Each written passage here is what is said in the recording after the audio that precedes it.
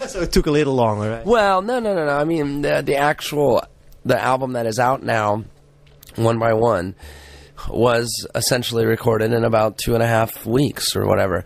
But there was a lot of missteps and groundwork that went into getting to those two. That whole 6-month false start business. Yeah, they had that. So we're floundering a little. Yeah, I mean, you can sit around and brag about how, we recorded the record in 3 weeks, and there's something great about it, and you hear it. But actually, the music was laid down, and a couple of songs were written in that time period. But a lot of the music was sort of written. I mean, All My Life was already done completely, but it just needed to be re-recorded. Have It All was basically done with a few added little things. Tired of You was from the first sessions, and because we did try and record the album once, and it didn't work out. What reason? I mean, you listen back to it, you go like, well, this is not the sound we're looking for, or the songs still suck, or how does it work? It was just, it lacked an energy, and it lacked an excitement, and it just, the recording process itself was slow and arduous and unfocused. I mean, there was a lot of things that went into it. I wasn't quite ready. Dave wasn't done jamming with Queens of the Stone Age. So then what? Then you record, and then halfway you stop it, and I mean. And then Dave took the break to go play with Queens. We took a break and all did our own things. He went and played with his buddies from Sunny Day Real Estate, formed a new band with them. I did some recording, and Chris started doing some other recording, and in that short time, and it was relatively short, there was a sort of realization to Dave, especially.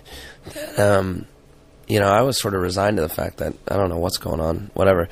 But there was a sort of realization to Dave that, he wants to keep playing. He wants to really get serious about it. And then once the excitement was there again, and we changed some things in the studio, changed producer, which wasn't necessarily the original Adam Casper's fault or whatever. It just there was just no chemistry going on. And once we got in there with Nick Raskalinix, who's here with us right now on tour, recording our shows, there was just a certain amount of kinetic energy. I mean, and I know that you felt it when you were in there with Nick. Didn't he really give you a whole new way of recording and a whole new excitement about yourself and playing?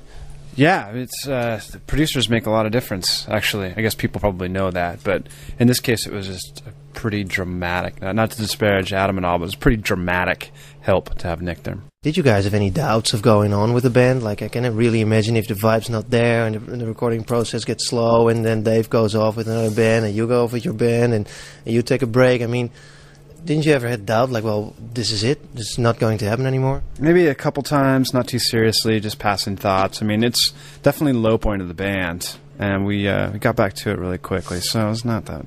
And then you come up with your best-selling record ever. Yeah, I don't know. Which is kind of nice. It really is nice after going through that to have it do really well, because it was a lot of work. It really was. Sometimes you need to kind of be up against a wall, and really up against a wall to a certain degree, and to push through as hard as you can. And when you finally do push through, you hit that much harder, I'm curious, does that get worse here with every record you make? Are you afraid of that when you make the next record? You can't be, you just have to go, and every record seems to sort of have a different path, to it. But they're all difficult. Yeah, because I can imagine you're not really looking forward then to making the next record. Well, now the flip side to that is, for me, each record that I've recorded, this is the second record I've done with the band, they get easier. Every time I go in the studio, it gets easier. So for me, I think personally, the next record is going to be a breeze compared to the way it was at the beginning. Because I've been a live drummer essentially since I was a kid. I've never really done much recording, and so I kind of just jumped into it with this band. The first time was with There's Nothing Left to Lose. I only ended up doing half the drums on the record, and I'm just talking personally about me. This time around, by the time we got to that 2-week recording, blitz, I was ready, and now I have a greater understanding of how to tone myself to a certain degree in the studio and to get myself in a different kind of headspace as opposed to a live thing, and to kind of get rid of the red light fever, which is what we call when, everything's great, and then they turn the record button on, and then you freeze up, you know, which happens a lot to people, you know. Is it hard to play in a band with Dave? I mean, he's a great drummer, and he can play any instrument. I mean, I can't imagine if you play in a band with him, you go like, well, whatever. He does probably better, or he always has a viewpoint on how you play. Well, yeah and no. I mean, I get asked that every interview I've ever done. It's the view that I know you see, and it's the view that I know everybody else sees. I know they sit there and go, to a certain degree, you know, oh, you know, Taylor's a good drummer, but yeah,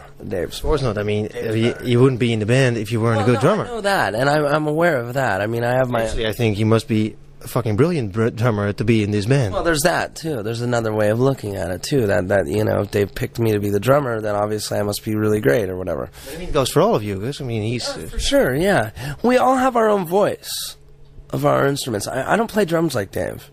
You know, you listen to this record and go listen to Queens of the Stone Age record, and they're two totally different kind of feels, two totally different kind of drumming, really. I mean, there's some similarities, because there has to be. You know, we're both hard hitters, and we're both aggressive drummers and whatnot, but we're different. And personally, yeah, I think Dave's probably technically more proficient than me. He's probably, if, like, you know, they wanted to go record in some, you know, if whatever... a studio musician, they'd probably pick Dave over me. I mean, Dave's better at that than I am. Yeah, it probably doesn't work that way between you guys, because, I mean, you're still in a band, and... We're a band, you see, that's the thing. I mean, Dave's the leader, and he calls the shots, and he says the final say, and he makes the final decisions.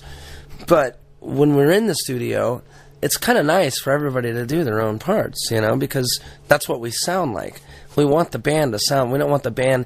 If Dave did all the instruments, then it would really just be a solo project with, like, 3 other guys in the photos, you know. Hey, you know. But, you know, for better or for worse, we're all on the record. Drums aren't as tight. That's just the way it is. If the bass is fucking tight, or the guitars, you know, or whatever, you know. If Dave's a better musician, maybe, you know. And Paul McCartney's a way better drummer than Ringo.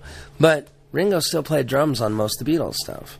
That's what made them better. So I mean, it's about the collective, right? Yeah, it's about your voices on the instrument. It's about communicating with each other as musicians. Do you guys jam together and try out songs? And does anybody get to bring in ideas for songs? Well, this initial ideas are always Dave's. That's just a pattern the band's had from the beginning. And beyond that, he brings them in, and we as a band learn them, work them out.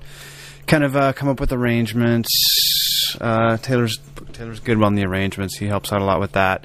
And then, you know, once you get a feel for what it's going to sound like as a full band, then it kind of becomes more of a song. Are you recording a live album now? You got a title yet? And when will it come out? And we don't know we don't know. It was funny enough on the way here. We had, you know, Nick in the bus with us, and Chris, our guitar player, said, "Yeah, are we making a live record?" And Dave said, "I don't fucking know." Eventually.